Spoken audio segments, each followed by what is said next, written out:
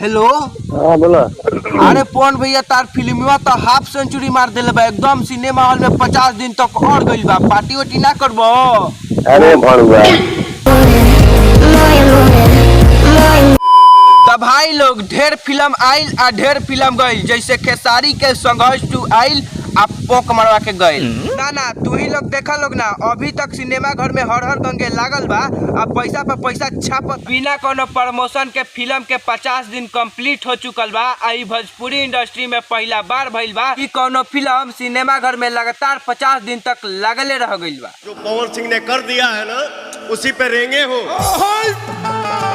एकदम सही कहता रा मर्दे। अभियो गर्दा कबार के रखले बड़ो सिनेमा घर में। केहू के मजाल बा कि तार फिल्म के केहू सिनेमा घर से उतरवा देव ना। भइंचो शाहरुख खान के पठान आइल, खेसारी लाल के संघर्ष 2 आइल, यहाँ तक कि सनी देओल के गदर 2 आइल, लेकिन केहू तारा सामने टिक ना पाइल।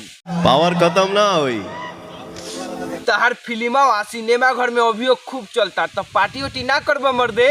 बारह एक तबड़ा दिमाग हो हाँ तो मत करो, हमार काम बाटे पब्लिक के बतावल। हम बता देनी कि तार फिल्म अभियो खूब चलता। ये बातें बताई नहीं जाती, नजर लग जाती है। तो भाई लोग कुछ तबा फिल्मों में तबे नु सिनेमा घर में अभियो तक टिकल बा, आ ना तो खेसारी लाल जैसन आई त चल जाई। तो भाई लोग वीडियो यही जा खत्म करता नहीं, मिला तनी कोनो नेक्स्ट टॉपिक के साथे। तब तक खातिर टाटा बाय बाय। और हाँ, वीडियो पे 50 मिलियन लाइक ठोक दिया लोग, ना तो चल जाए पटियाला कमाए।